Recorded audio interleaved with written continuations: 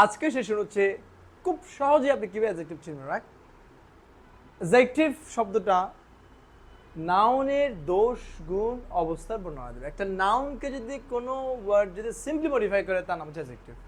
এবং very simple, আপনি যদি নাউনকে প্রশ্ন করেন হোয়াট কাইন্ড অফ দিয়ে, তাহলে যে উত্তরটা আসবে তার নাম হচ্ছে অ্যাডজেক্টিভ। হোয়াট কাইন্ড অফ দিয়ে যদি আপনি প্রশ্ন করেন, যেমন গুড বয়, যদি প্রশ্ন করেন তাহলে নাউনটাকে কি দিয়ে, what kind of boy, answer কি হবে good boy.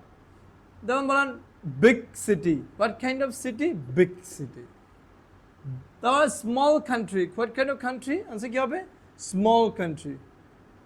Brilliant teacher, what kind of teacher, brilliant teacher. তাহলে যখনই কোনো শব্দ নাউনকে মডিফাই করছে তখন তার নাম হচ্ছে কি অ্যাডজেক্টিভ। ওকে, এখন স্পেসিফিক কিছু সাফিক্স রয়েছে, যে সাফিক্সগুলো আপনি জানলে তখন ওয়ার্ডটাকে অ্যাডজেক্টিভ হিসেবে চিনবেন।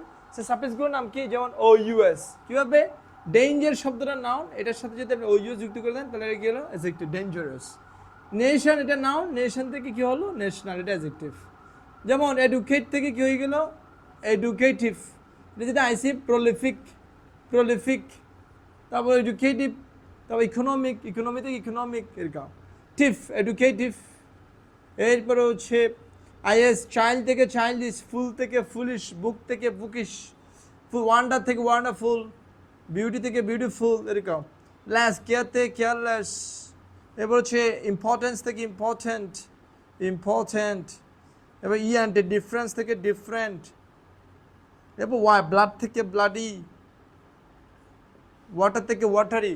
এই সাফিক্সগুলো যদি আপনি কোনো সেন্টেন্সের শেষে দেখেন বা ওয়ার্ডের শেষে দেখেন তখন তাকে সিম্পলি বলা হয় adjective. Are very very simple adjective মনে রাখবো কি, এটা নাউনকে মডিফাই করবেন, নাউনের দোষ গুণ অবস্থা বর্ণনা দিবে, আর নাউনকে আপনি প্রশ্ন করবেন কি দিয়ে, হোয়াট কাইন্ড অফ দিয়ে। ওকে।